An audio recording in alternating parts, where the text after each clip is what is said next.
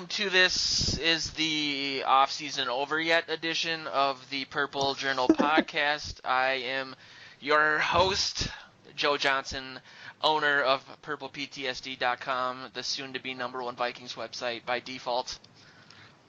Here with Mr. Joe Oberle, who also writes for purplePTSD.com and thesportspost.com.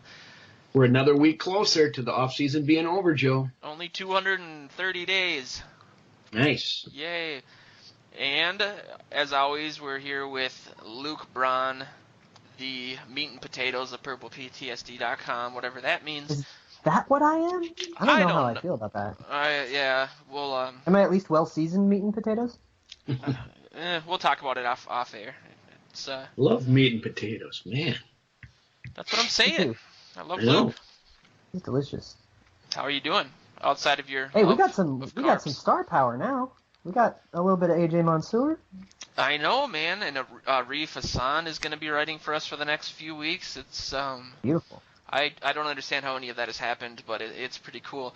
We're getting the gang back together, man. You know, it's like the 27 Yankees, except for I'm involved. What was that? Is Bo Mitchell far behind? Oh, we'll find him. Yeah. Well, the show, probably not after this intro, but it's sponsored by SkullYourHome.com. I'm sure if you've listened to the show, if you're one of the 50 to 100 people that tune in every week, you're familiar with SkullYourHome.com. I'm hoping one of you is looking to buy or sell a home. If so, check out SkullYourHome.com. Also, we are partnered with VikingsTerritory.com, and we do some articles for them. They do some articles for us, so check out VikingsTerritory.com. It's a great website, and if you know of Purple PTSD, I'm sure you're familiar with Vikings Territory. But, as I alluded to with my intro, we are now 2 weeks into the off-season, and it's agonizing. Not a whole lot to talk about. I mean, I think this is, and Joe, you'd have good perspective on this, but does this seem to be more of a tight-lipped organization than past with the coaches and less news coming out because of it, I guess is my point? That's a good question. I think in years past they had so much to do in the off-season that they really there was a bit more things coming out right away and people leaving and what have you, and we're not to that point yet where you have to make those decisions, but I just think there was a lot more speculation on changes you would see, and this year, there's going to be changes, but I don't know. Yeah, I suppose they are holding back. They really don't know. There's a lot of questions involved on what they will do in this offseason because it's the team that went 11-5 and then started out 5-0 and went in the tank, and when you were thinking they were on the rise, now they've got to make some changes. So Zimmer by nature doesn't want to tell he'll tell you the truth, but he doesn't. Therefore, so he doesn't say anything. So yeah, I guess I would have to agree. I think a lot of that kind of too feels is like a crossroads. Well, like a crossroads moment for the franchise. We lost a lot of the offensive coaching staff during the season, and then immediately with Scott Turner. So I think some of the bigger talkers happened during the season, at least in regards to Norv Turner. But what do you mean by a crossroads? I mean, what do you think they specifically think about the last couple do? seasons.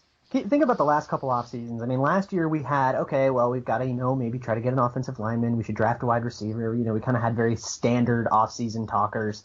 This year, it feels like if we do this right, we can maintain a competitive franchise. And if we don't do this right, we can go back into the hell of being 6-10 forever. Yep. Like, it feels like this is an off season where there's a lot at stake and we have to navigate it correctly. What correctly is going to be up for debate for the whole off season, but it seems like the stakes are higher than usual. What do you think the stakes are? Or what do you think the specific, are you referring to what happens with Adrian Peterson or? Yeah. I mean, if we miss out on a tackle this draft because of something else that we have to do, if we don't navigate the draft properly and we end up missing out on the tackle that we want, or if we end up missing out on a free agent, if we miss out on a running back in this particularly deep running back draft class because we decided to keep Adrian Peterson, that could have a long-term effect on the franchise. Yeah. Not to mention this weird quarterback situation that we're in. Like there may be an outcome to this quarterback situation that leaves us in quarterback purgatory in 2 or 3 more years, and that may be outside of our control with like injuries or whatever. But it just seems like if we navigate this poorly, if we don't end up with at least a reasonable offensive line, I mean, it doesn't even have to be a good one. It just has to be like within the realm of it's not the Terrible. biggest story. Yeah. It seems like if we don't get that, then we kind of reach this tipping point where now all these rookie contracts are due, and we need to re-sign Griffin, and then we need to re-sign Kendricks and Barr, and we've got kind of already have that coming down the pipeline, and it feels like this is our last chance to really freely plug up some of these holes before the big tidal wave of re-signings comes down. Yeah. I mean, I guess that leads into the question then of what would you want the Vikings to do with their first pick with the second? Assuming we don't make any moves and we have a second-round pick, are you thinking we should go offensive line, or let's just imagine that AP is still on the team at a reduced salary? Don't you think they still could draft a potential replacement in the second round and kind of ease him into the role? Maybe. I still think I want to go tackle. I really liked what Bruceson did in that 7-round mock that he posted. He had us taking a guy named Forrest Lamp, who is an offensive lineman from Western Kentucky. He played back or guard, and there are a lot of people on draft Twitter that are very high on him. So I would really love us to get that, and he should probably be there around round 2, pick 48, which is where we are. Okay. And you're referring to an article by Simon Bruceson, who's a periodic writer for Purple PTSD as well. People can check that out. It's on the homepage right now. But yeah, Joe. 7-round mock draft, and it's January. Yeah, it's got to be. Someone's got to do it. Dag nabbit. I But love Joe, it. what do you think about? Even though we're so far away from it, the draft. I'd love to see a move into the first round, but barring that, it doesn't matter if they do that or not. I'm totally with Luke. I've said it for 3 years, offensive line, and now they really have to do it now. There's no question. They tried to address it last year, and to a degree they did. Yeah, to a degree they did, but the injuries hurt them so bad. But we also found that the depth that we thought they had was not completely there. So they have to start again. You look around to the teams that did well, that are still in the playoffs. They have good offensive lines. Shouldn't say still in the playoffs, but I mean Dallas and Atlanta and Green Bay and New England. These have good offensive lines. It's the backbone of your team, and so they have to rebuild. A defense shouldn't get a first pick, even if it's the best player available. I think it's gotten, if you can get, if that tackle is as good as people think it is, then they got to go there, I think. This is a kind of a good talker. What are your guys' thoughts on the best player available philosophy? I personally hate the idea of it, and I don't really know if that's in practice, like if there's any team that ever does that. I think teams that are have relative depth at all the important positions can do the best player available, but I don't see a lot of teams going, okay, we need a quarterback, but there's this awesome corner who's graded a lot higher. Let's take him. It doesn't seem like any. I wish the Vikings would have done that in the draft when they passed on Aaron Rodgers and took. Wasn't that Troy Williamson they grabbed instead because they had. That was the year after Culpepper broke records. Yes, yeah. I know. I still wish they would have, though. Yeah, I think didn't we have two picks? Culpepper broke his leg, basically. If only we could have foreseen that. Erasmus but James. They had two shots. They had two first round picks. I was going to say, we had Erasmus James at 18, and I think Troy Williamson at 7, if I'm not. That is correct. Wrong. They had two shots at him. They should have, isn't there that old saw that someone said you should always be drafting a quarterback, and if you have to waste a pick on one because he doesn't work out in later rounds, we're talking later rounds, that's fine. It's not a wasted pick because you always have to be looking for that franchise quarterback. I think everybody across the board, management, coaching, fans, all got really spoiled by how good Randy Moss really was, and they assumed that Culpepper was this amazing quarterback because he could throw to Randy Moss And even in I know everyone always says, well, the Culpepper's best season, Randy Moss only had 11 touchdowns or whatever, but his effect on the offense, even though he was injured that entire year, you can't really overstate it. And I think that the coaching especially should have known that Culpepper wasn't an Aaron Rodgers or Peyton Manning level quarterback. He just had the best wide receiver of all time to throw to. I mean, Gus Frerotte came in. There's a lot of hindsight going on here. Not really. I mean, you have your quarterback, and now you need to. I mean, we were going into that season with who if we hadn't drafted Williamson, do you know who our wide receivers would have been?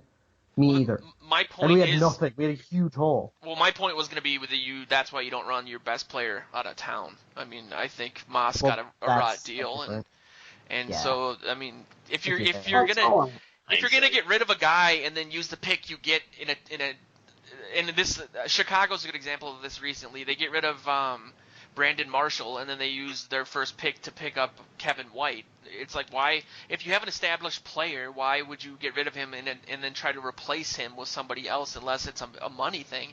It's such a stupid move because you're admitting that you need that player in your system. So Troy Williamson at his best would be as good as Moss was at his worst was the hope. I just don't get the rationale behind that. It still bothers me 10, 13 years later. Machismo. Very authoritarian attitude. If you don't listen and respect us, we're going to get you off the team no matter how good you are. And then we're going to get fired because of it. Yeah, it's so stupid. It's like what happened. I don't know. I've always been the type of person that thinks that Moss got caught up in a lot of what T.O. was doing, so people thought Moss was just as bad as him, but he didn't really do that still happened. That many things. Like he squirted the ref with the water bottle. He walked off the field against the Redskins. He hit a parking meter person. That was there were a lot of weed things. Yeah, but he screamed at a season ticket holder on the bus. He was disruptive in the locker room. Was he though? Yes. I've never heard anybody, maybe outside of Matt Burke, who's got his own agenda going on. Matt was pretty mad at him. I just always thought that I've always heard that his teammates really liked him. Like, even when he came back, Percy Harvin said, like, he was my mentor for the 2 weeks he was here. Granted, he yelled at the caterers, but I never thought he was the distraction in the locker room that people said he was. I just don't remember reading any specific things where he would be freaking out in the locker room and doing anything to the detriment of the team. I mean, at least anything to offset what he did on the field, especially. He was a distraction. I'm not trying to say that. I loved watching him play. I was, crushed when he left, but you can't ignore the fact that he was a difficult person to handle one way or the other. I mean, it's just the case. I mean, you don't. I'm sorry. You said he hit some of his car. Is that the time that he got picked up for smoking pot and said it was somebody else's left? I mean, there was incidents. There was a laundry list. Was it ever, the biggest one that would, you got to get him out of here. You got to cut him today. I mean, nowadays, Michael Floyd has a DWI and he's cut by Arizona, So, I mean, it's a different criteria then. They're immediately picked up by Patriots and then sucked on the Patriots. Well, yes. I think Floyd was let go because he wasn't performing either. I think that there was more to it. I understand that, but I'm just saying then they probably use that as an excuse. The tolerance for that kind of stuff today is different than it was back then. So there was plenty that they turned the other way with Randy. Well, what do you guys think about Antonio Brown recording? Like, how stupid do you have to be? Oh my God, I don't care. Very stupid. I mean, who cares? Oh no, they used words. Get over it. They called the other team a name. I don't think it's about that as much as you're just not supposed to do that. That's like the coach's private moment. Well, and Tomlin even said, like, don't go on social media as he's recording it for social media. Like, it just seems like it's not so much what Tomlin said. He'll get fined, and then that's that. I don't understand how you could. Just that's a good idea. Answer the question. Very stupid. I mean, he sat there and primped in front of the camera, smiling, and it's social media and self-absorption run amok. I mean, you don't do that. I've been chased out of the locker room many times on a weekly basis, because it's their sanctuary. Yeah. And, they don't want anybody around. And he just let in the world and started counting up the number of people that were watching it and getting off on it. It's like, that's stupid. He was excited for a playoff win. Oh, come on. You don't do that. You don't do that. It is their sanctuary. And, should he be kicked out of the league? No, but was he dumb? Yeah, absolutely. Yeah, and he'll pay a fine. There's a policy of you don't go on social media in the locker room, and if you do, you pay a fine. He'll pay a fine. That's that. To me, it's the same thing as if you committed a holding penalty, and then you got your penalty, and then it's it. It's like, why does this have to be a story all week? Holy crap, think of something else to talk about. Oh, my goodness. You haven't been watching weeks leading up to Super Bowl and the massive media that covers these teams and the stories they dig up and every little thing they talk about. This is what they do. No, I avoid it for this specific reason. This is what they do. Yeah, certainly it's the worst thing ever. But I would say Mike Tomlin was pretty pissed about it. Yeah, I didn't really even see what did he say? What did he call the other team? I didn't hear that either. It's assholes. That's no. He was like, those assholes have a day and a half start on us. And it's like, you're just getting your team motivated to go beat the opponent. Yeah. But at the same time, I'm sure that's going to be on the People were very up in arms board. about using a bad word. Exactly right, Joe. It's bulletin board material. And these guys are so afraid of that. They don't want to give the other team any reason over than the ones that already exist to whip your tail. And, that just gives them something else to rally behind. Oh, they called us assholes. Let's go get them. That's the way the NFL works. Yeah, it's stupid, if but you it need works. To be called an asshole to get motivated, I don't think you're doing this right. That doesn't matter, though, Luke. It's just what happens. It doesn't matter if it's legitimate or not. I mean, yes, of course they're going to motivate. These guys will take these slights and they're constantly looking for them. That's the way they operate. So yeah. I mean, why get anything more? It's going to come up on the field for sure. If everyone was mic'd, after a touchdown, someone's going to say something. But I just don't think the Patriots. You don't want to give the Patriots any added incentive for that game. I don't know what your guys' thoughts are on the championship round, but a while ago, actually, before the playoffs started, I picked the Patriots and the Packers to face off in the Super Bowl. So I got Patriots Falcons. Let's go. Yeah, I said this last week and maybe the week before, but I haven't seen the Falcons play this year, so I know Matt Ryan for a while at least was having a insanely great year.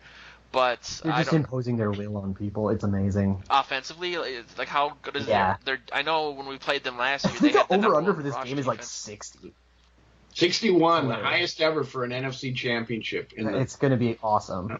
I mean, if you go back on Game Pass and watch the Falcons-Seahawks game, the Seahawks had a good defense. They weren't the same without Earl Thomas, but they were still a very good defense, and the Falcons it looked like they were playing a college team. They just could do anything they wanted. Tevin Coleman and Devonta Freeman are amazing. Julio Jones was awesome, but you could shut down Julio Jones, and they've got 3 other guys to throw to that are great. And Matt Ryan is playing out of his. I mean, if you look at Aaron Rodgers and all the amazing things he's doing, and Matt Ryan had a better year. Think about that. Wow. Yeah, he's playing well. I just wrote a story for the Sports Post previewing the game, and Matt Ryan is, the Falcons have a much more balanced offense, but now that the Packers have a running back in Ty Montgomery, that's helped Rodgers kind of in the second half of the season. Yardage wise and scoring wise, the Falcons defense is ranked lower than the Packers in both categories. So that's the thing that concerns me, because I think it's ultimately going to be the defense that shuts down the offense in crunch time that really is going to be the difference, because they're both going to score points. It's just that's what they do. And Rodgers is otherworldly again, and Matt Ryan is having his career year. So I think they got more weapons than the Falcons, but. Is Jordy Nelson going to play? He didn't practice today. Neither did Devontae Adams with his ankle injury. Well, that matters. And he might not practice till Saturday. But I'm thinking Nelson will be out, and you're not going to find out until Saturday whether or not Adams can go either. So that is a concern for them. Yeah, I was going to say, I think Here's it comes down to that. Here's a superstitious thought for you. What? A superstitious thought. So in 1998, we all know what happened. And 2 years later, the Vikings returned to the NFC Championship game, and we know what happened there. It was 41 donut. Well, 2 years ago, the Packers went to an NFC Championship game and lost in a heartbreaking late-game collapse. So perhaps, superstitiously, this year will be their 41 donut. Yeah, Only one problem with that. Only one problem. They're the Packers, and we're the Vikings. Let me have this, Joe. It is a good one. I like it, Luke. I hope to goodness that it comes true. But only the Vikings do that stuff. God. Come on, give them their 41 donut, which is a game we still haven't recovered from as a franchise. I agree. Make it theirs.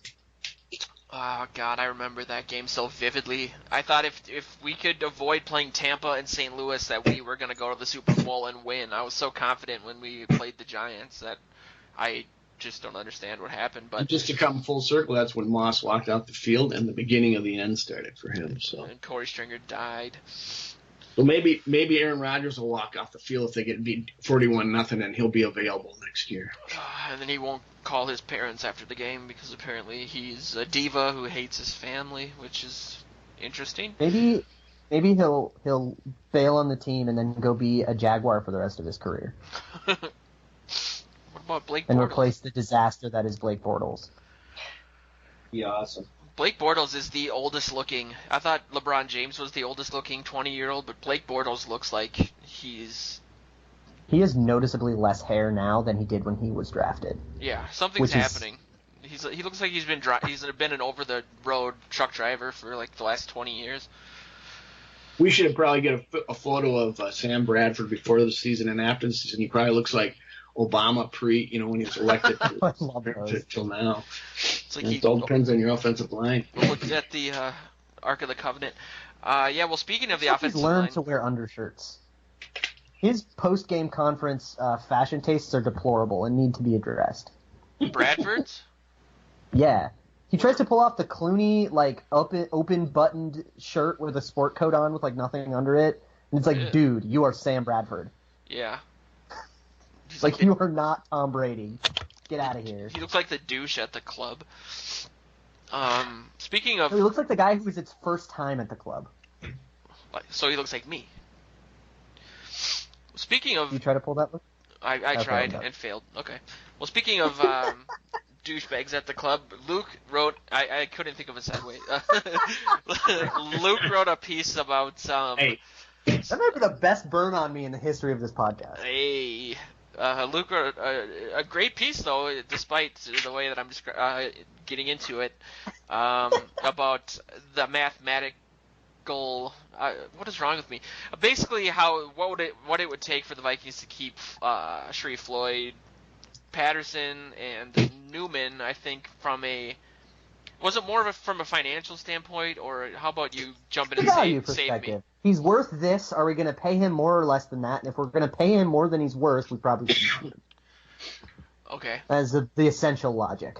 So, what was the conclusion? I mean, do you think that Patterson is gone? I have a feeling that there's going to be this large market for Patterson just because he played as I agree. a decent wide receiver and he has a ton of potential. And he's got all this potential. Exactly. Yeah. And so the methodology is taking their value and saying you're the whateverth best position the 20th best wide receiver in the league, and the 20th best wide receiver in the league made this, so you're worth that, and then also taking games missed and injury report information and trying to come up with an injury risk and then taking that away. So if you have a 25% chance of getting injured, it's 25% less than what the 20th wide receiver made. So just to real quick go through my conclusions for context, I covered Matt Khalil and I said we should cut him. Cordero Patterson, cut him. Captain Munnerlyn, keep him. Terrence Newman, keep him if he wants to. Sharif Floyd, keep him. Xavier Rhodes, of course, keep him. Andre Smith, I don't really care, but I guess keep him because why not? And Brandon Fusco, we should lose him. Those are my conclusions. Speaking of Cordero Patterson, in your story, Luke, which I really enjoyed, every reason that you give for,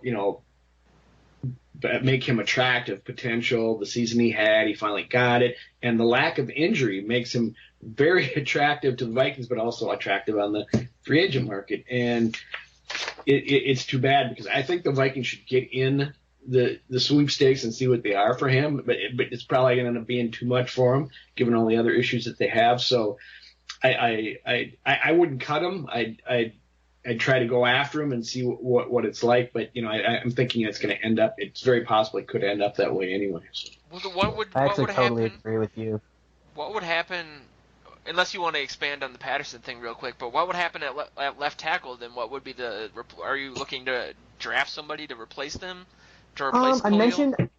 I mentioned Whitworth, who's the left tackle for the Bengals. He made $8 million last year and is worth probably a lot more than that. But he's 35, and that will drag his money down. However, he didn't have any signs of age decline. So you're taking a little bit of a risk in terms of age decline, but he didn't show any signs of that, so you could get a Terrence Newman type situation, which Terrence Newman in Cincinnati before we took him away was kind of doing the same thing. It was like he was playing pretty well despite the fact that he's getting kind of old, and look, it didn't really go away. So I don't know if his decline is as risky as some teams will value him at. I think he could be a deal, and I think we could afford to just if we gave him the $11 million that we gave Khalil this year, I'd be thrilled with that. Yeah, that's a good point.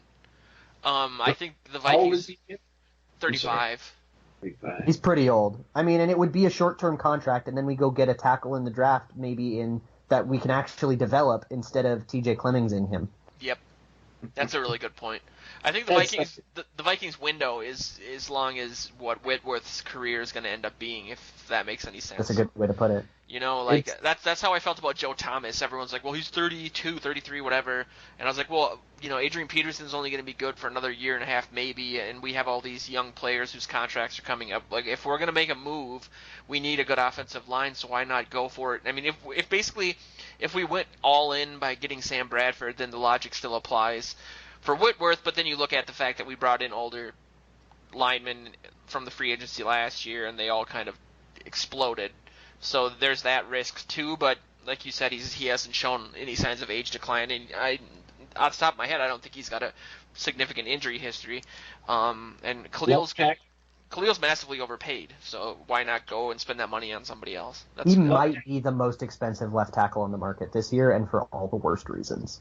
Yeah, he was the number one paid left tackle this season, I think, unless somebody got signing bonuses. It's such a tough position for the Vikings to be in because, I see it, like you suggest, going after Andrew Whitworth. It's you get in that sweepstakes and you bid for him. What does that tell Khalil? That tells Khalil, well, they don't want me, so I'm going to go elsewhere and I'll be butthurt and sign for less with somebody else or what have you. But they've got to have one of those two guys. They have to have one of those two guys. I don't think Khalil is the guy, though. I mean, what we're gonna need to pay him to keep him? He's gonna be paid probably in the top half of left tackles, and he might never reach the top half of left tackles in terms of skill. Not to mention that he's coming off a season-ending surgery. But if you don't pay one of those two guys, who are you going to get? Someone else in that top skill level? No, they're not out there. We do end up with a bad left tackle, at least we won't be paying him what we'd have to pay Khalil. I think that's the logic. I'm looking at a website called overthecap.com that says Khalil's average salary is $4.9 million a year, but I thought he was getting that's his rookie deal. I thought he was getting deals. Okay, because I'm like he got $11 million on his fifth-year option. Okay. Well, that site sucks. Over the cap, yeah, that's average over year of the contract he just finished, because rookie deals he was cheap for the first 4 years, and then the fifth-year option is kind of like a franchise tag, but a little bit less. Yeah, I'm gonna look at 2016. That would probably help if I had the right year. Yeah, he's number one. 2016. He was number one. Yeah, 11 million, and then number two is Nate Solder at 10.4, almost 10.5. So that's how fifth-year options work. We actually can't negotiate that. It is a fixed number. But Luke, if you go for just a lower-priced left tackle, like you suggested this year, and so you can save the money there, then the window that Joe talked about is it's open now and it's over with, because you're going to go through quarterbacks like they're that's neither of which are good. So here's the deal. We don't want to have a bad left tackle in 2017 for that exact reason. Let's right. not pay a lot of money for a bad left tackle and guarantee ourselves to have a bad left tackle. Yep. I say let's go try to get a good left tackle, and if we fail at it, we fail. But if we keep Khalil, we're resigning ourselves to having a bad left tackle. Well, I don't agree he's as bad as you say, but that's I guess it's or an overpaid and bad deal at left tackle. He's a bad deal at left tackle. Who's Reed Fragel? Who? I'm looking at the 2017 contracts, and it's the only person I can find, or the top Vikings left tackle is Reed Fragel. Googling that, never heard that name. Offensive tackle for. Yeah, it says R-E-I-D, and then his last name's Fragel, like Fraggle Rock, F-R-A-G-E-L. OC for the Kansas City. Wait, Wikipedia says he plays for the Vikings. That's not right, unless he was a practice squad random future contracts guy. Yeah, I've never heard of him. Oh, yeah, on January 30th, he signed a reserve future contract. So he's been in the league since 2013. He has been on the Bengals, Browns, Falcons, Buccaneers, and Chiefs. Sign him up. He has been through 5 teams, and we've signed him to a reserve future contract. Although, another guy who had been through 5 teams and then signed a futures contract and Charles Johnson? On our roster, Toby Johnson. Oh. Randomly turned it around because we have a badass defensive line coach. That's true. Speaking of defensive line, what are your thoughts on Floyd? Yeah, I know you said to keep him, but do you want to elaborate on that? Yeah. So when healthy, he's a top 10 3-tech, and I don't think a lot of people would disagree with that. A top 10 3-tech is worth, I forget what I said, it's worth a certain amount of money, and if you look at his injury risk, it's about 20-25%. You would have to say that he is a 50-50 chance of missing significant time, and basically we would lose our value due to injury. You'd have to say there's a 50-50 chance of that happening for him to be exactly worth the $6 million his 5th-year option is. He's a really good deal this year, even if factoring in injury risk and overcompensating for it. I know you probably mentioned this, just so the listeners know. Is this the equation you came up with to determine these things? You came up with that on your own, right? That's not something that the league uses? Yeah, it's pretty rough. I'm not gonna sit here and pretend that it's like an exact thing, but it's counting up what percentage of games you missed. And if you showed up on an injury report, it's worth a third of a full game. And the logic for that is if you were on the injury report but played through it for 3 games, that has an impact on your play, and that impact would be equivalent to like missing a game and getting healthy. Okay. And I know that's rough, and there's probably a better number out there than a third. But that was like the rough little formula that I came up with. Essentially, I just wanted to illustrate that like how many games this person has actually missed matters, not our perception of he had surgery and he didn't play and he was on every injury report and blah blah blah. Counter to that is that we were kind of talking about this beforehand. I'm on the fence a little bit about Sharif Floyd. I think you got to keep him, but I look at how Zimmer feels about him, and I think he's pretty upset at the fact that he's hasn't played much this past season, and in the past, I mean, while he might not show up on the injury report, he had a number of games through his career where he would start the game and be hurt in the first or second series and he'd be done for that game, and then he'd come back next week and be probable and start and he'd get hurt again. And so, I mean, even though there are, if you look at his overall injuries, the games missed, I mean, he gets credit for those games. So I think it's tempered a little bit more that way, and I think that's part of the frustration with him. I don't know what those numbers are, but I'd be curious. But I think, boy, it cost a lot to replace him, wouldn't it, Luke? You really got to keep him, don't you? Yeah, it's because 3-techs are very expensive, and he would not be expensive, I think, is the major factor that people are missing.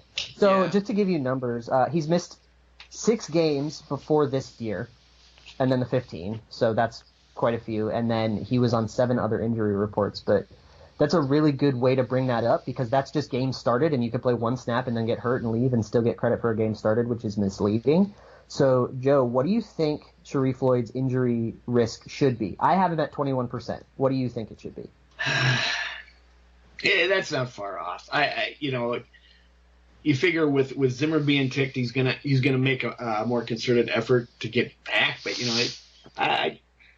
it's significant. This guy gets hurt. He really does, and I don't think he's the kind of guy that plays through it like others might. Okay. my impression of it. That's what I was going to ask, is if you've picked up on the reason that Zimmer is frustrated. Because I don't think Zimmer seems like the type of guy to rag on somebody who's legitimately injured. Right. Like it's more like He a made lot a of guys bad decision. do play through these injuries, and why aren't you doing them? He made a really bad decision with an injury from last year, thinking that he could rehab through it. He failed to rehab through it and ended up having to get surgery, and then failed to rehab through that. Like J.J. Watt. In the way, yeah.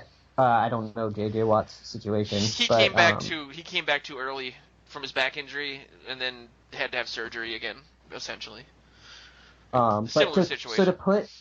So to put a little bit more context on it, a top 10 defensive tackle is worth about $13.25 million, 13.26. And he will be worth 6.75. We're going to pay him 6.75 next year if we don't cut him. So he would have to be worth half of a top 10 defensive tackle, and I don't think his injury risk is that high. I agree with you, man. Got to pay him. Speaking of people you got to pay, what about Adam? Isn't Adam Thielen a free agent? He's a restricted free agent, which means if anybody tries to take him, we get the chance to match. And don't we're we gonna get do some that. sort of There's draft no way that we don't keep him. Hey, Xavier Rhodes is on this list, and I don't see keeping him. I don't see where there's any value to him. He's worthless. Yeah. You know what's funny? He doesn't do anything. I wrote an article Did you on do a news item with him? Who, me? On Xavier Rhodes. Yeah, I wrote. NFL.com article named him number 1. Yeah, I wrote about best that cornerback. on Purple PTSD, and essentially. I was just kidding. I know it was a good segue. Even though I'm interested in what the market for Thielen would be, just because I think he had a great season. And that'd be interesting. But he is white. That's so true. But yeah, no, the NFL.com essentially said that Rhodes was the best corner in the league, and I found it interesting because after the so-called mutiny after the Packers game, I got about 10 messages on the Purple PTSD Facebook that were essentially cut Xavier Rhodes. Run him out of town. So it just seemed like a perfect little microcosm. Oh, this is a Matt Harmon article? He's smart. I trust him. It was a microcosm of how Vikings fans react to things. Not to bring back the Randy Moss situation, but they basically said that he's the best in the league, and had a bunch of numbers to support that. Essentially, I think they ordered it by passer rating allowed. Yeah, so what the passer rating was 31 was like the passer rating he allowed. 39.2. I got it up right in front of me. Okay, 41.8. The next best one is 46.7. Yeah. It's okay. amazing. Yeah, 41.8% catch rate, and then they said that he ran 22.5 miles per hour on that 100-yard touchdown. Did that end up being the fastest play? I know it was for a while. Yeah, it. I don't know if it ended up being it, but it had to be top 2 or 3. I mean, 22 miles per hour. That's just nuts. But yeah, it looks like Rhodes is kind of coming to his own. I know speaking of guys who get injured and leave during the game, that seemed to happen a few times this season. But what are you guys' thoughts on Rhodes and Zimmer's mentorship of him, and how much Zimmer could get credit for that? I think it bodes well for what's his name? Trey Waynes. Yeah. Takes a while with these guys, and Zimmer said that even with Rhodes. And I mean, he's the guy they had boxing gloves on in practice a couple of years ago, and something clicked for him, and I think it's great. I think he's I'm sorry that he mutinied against Zimmer this last game of the year. No, I'm just kidding. Cut him. Last game, but no, Zimmer, he knows what he's doing with the secondary, so I'd say more power to him. I'm happy with that. Yeah, I said the same thing in the article. Essentially, I just talked more about Trey Waynes than him. I don't know. I say this almost every week because it always comes up, but I'm a huge Trey Waynes guy because I have to be, and I think that by this time next year we're gonna essentially have the best 1-2 punch at cornerback in the league, and that's regardless of what Terrence Newman does. I think he's gonna kind of move more into a reserve role this season if he does come back, but. It's good. Good news already for the was team. on a snap count. Yeah. So here's an interesting question in terms of just team philosophy. Next year, Xavier Rhodes will play on his 5th-year option, and that's worth $8 million, which is a huge bargain. That would be the 20th highest paid cornerback in the league. But the cornerback market and just the market for players in general is going to only get more expensive. So do you re-sign him now and make him expensive now, but it maybe makes it a cheaper contract on the whole? Or do you accept the luxury of getting Xavier Rhodes for $8 million, which is a phenomenal deal? I think it just depends on what happens with Adrian Peterson and maybe even Bradford. You got $35 million tied up in two players, both are 30 or older. I think a lot of these decisions come down to whether or not Peterson stays and what amount of money he's willing to take. But I would do it. I mean, if it was feasible, I totally would do it. But at the same time, then you gotta. It's just how much money are we gonna have available for free agents, which is something we were gonna talk about, and people to target. I don't know, man. It's really complicated. I mean, if it was possible, definitely. I mean, it makes sense. What do you think, Oberly? The choice between. Please state it again. Sorry. The choice between re-signing Xavier Rhodes right now, and he's playing on an $8 million contract, which is a huge bargain, so you'd probably have to lose that and then re-sign him to a more expensive long-term deal, or do it next year when it'll be even worse. Oh, no, there's no question. I say you re-sign him now and get him locked up. I mean, just like they did with Harrison Smith. Locked him up early enough to keep him for a long time. And it's in the Vikings division, your secondary are huge. And if he's going to continue his elite status, which I think he will, and under Zimmer's tutelage, get him signed on the dotted line. You want to have, think about us having 2 6-foot-tall corners for the next 6 years.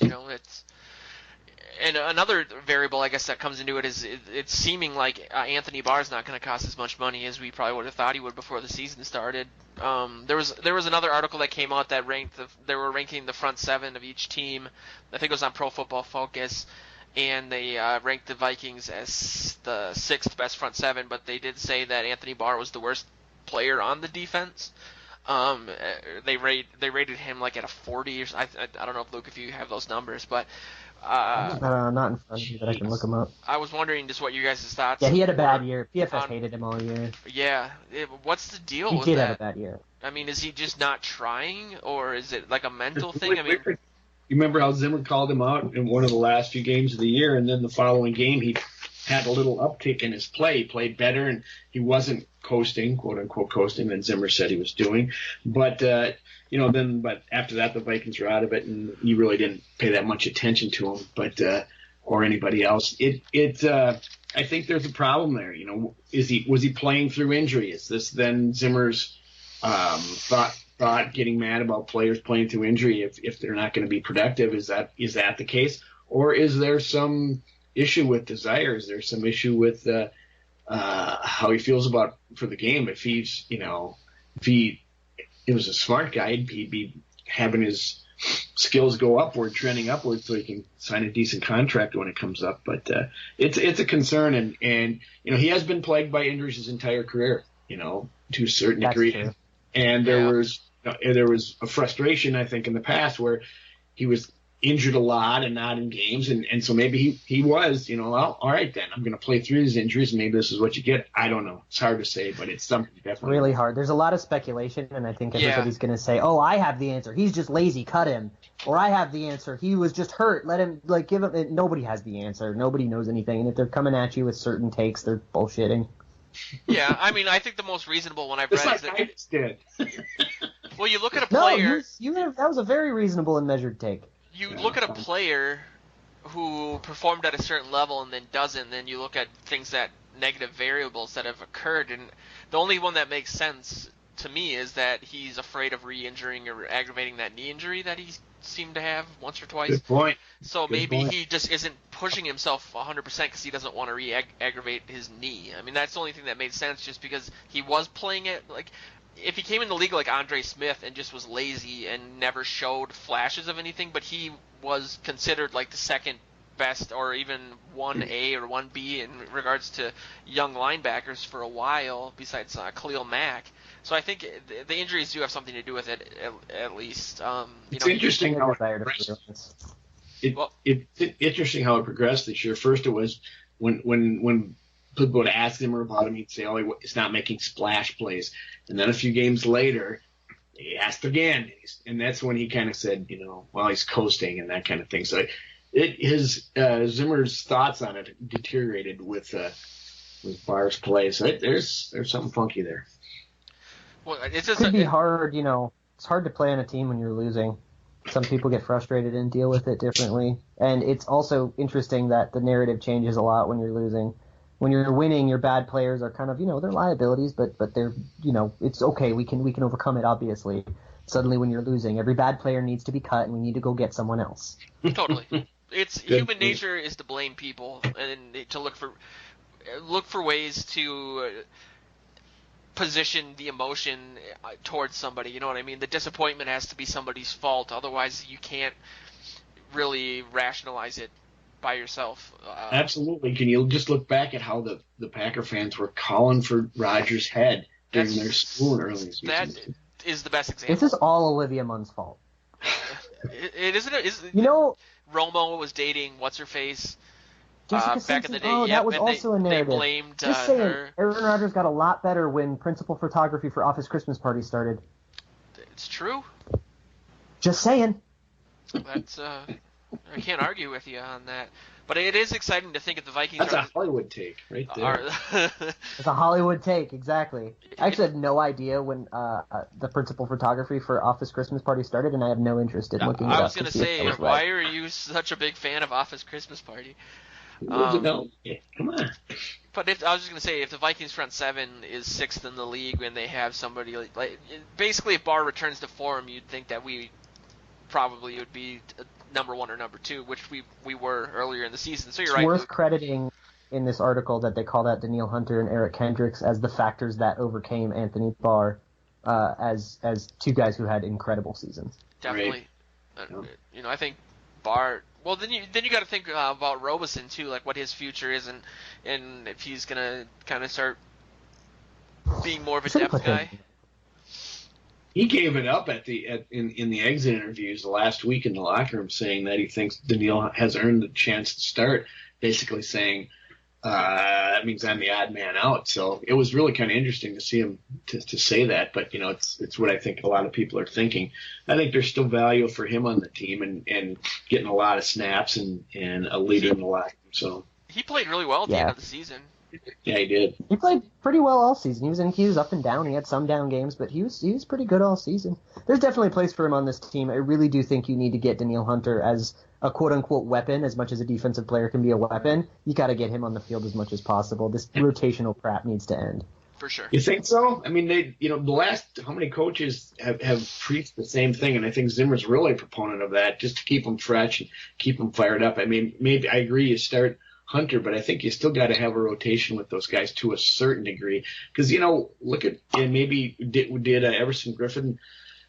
His play didn't veer off as the season went on. And no, I disagree with that. Really, he didn't get sacks, but he generated pressure at an elite rate almost all year. Okay. It just didn't potentially happen to get home because Matt Stafford ran away or whatever. But he was consistently disruptive and also was pretty good in the run game. It's one of those things that doesn't show up in a box score, but he was incredible all year. And getting offside penalties at inopportune. How about this moments. for Brian Robeson? Well, that is a thing that does mitigate his value. How about this for Robeson? $6.6 million next year, and if we cut him, it's only $1 million against the cap. And he'll be 33. Oh, that's a good point. I think in Zimmer's defense, like Joe said, he likes rotating people, so it would make sense.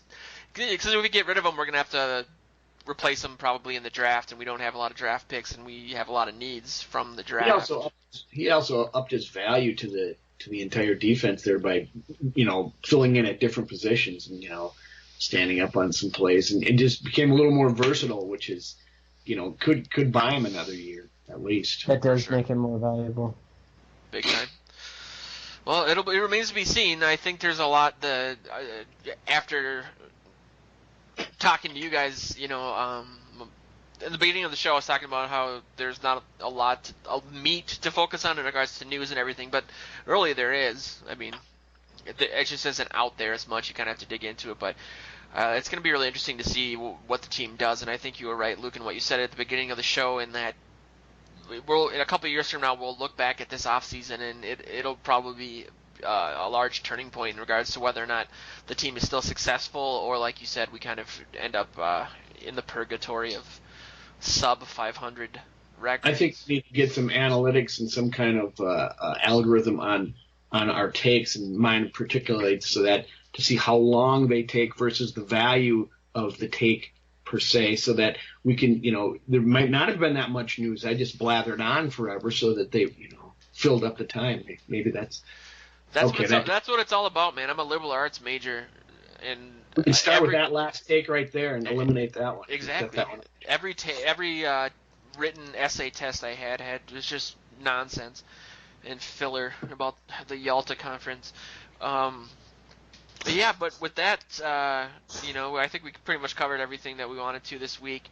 I do want people to, again, check out SkullYourHome.com. If you're looking to buy or sell a house, you got to work with a Vikings fan because times are rough, and we could all use a little bit of extra money.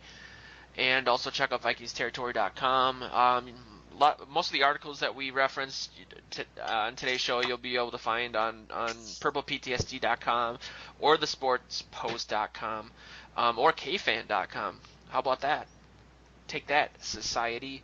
So we're we're blowing up here, and so I'm really excited. How much impact does kfan.com have on society at large? That's a good question. Check out Rube Chat, and I think you'll have your answer, and it'll be bleak. Spoiler alert.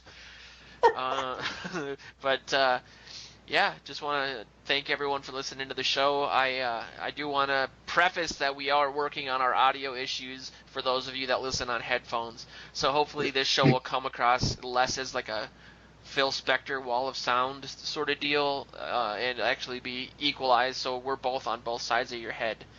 If that is the case, those guys that were listening on headphones are long gone.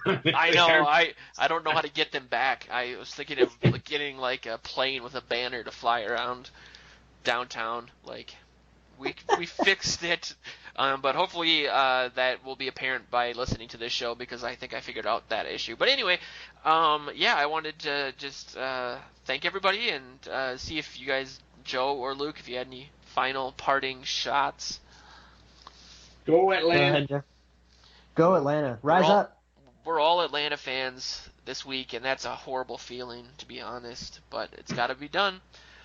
But, yeah. Can I plug what's coming out next week? I got another Infinite Monkey. Oh, yeah, do it. You just did it. We're talking about why the salary cap always goes up. TV revenue. I'm going to read that one. Not quite. It's economics. Ooh. Real. Talking about some dude that taught at UC Berkeley in the 70s. It's going to be good. Nice. I like it. Well, look forward to that. When's that going live? Next week sometime. Ooh, keeping people on their toes. I'll probably do. I mean, it's done. I can release it whenever I want, but I'm going to wait till next week. So I'm going to call it Monday. So it's going to be released in the future from this moment. Yes. And I should plug my art. Unless people are listening to this after probably Monday. Yeah. There you go. In which true. case it's the past. And also, why are you doing that? And tell me what happened on the weekend, future people, so that I can bet, please. Yeah. Powerball numbers, maybe. And I'm writing my first article that I'm not posting immediately that I think people are going to like. I went through the NFC Championship game in 2009, and I basically gift every cheap play that the New Orleans, and I am honestly like at 22, and they're like my God. legit. And so I've been working on that all night, and it kind of dictated my mood at the beginning of the show. But it's I'm gonna post it probably tomorrow morning.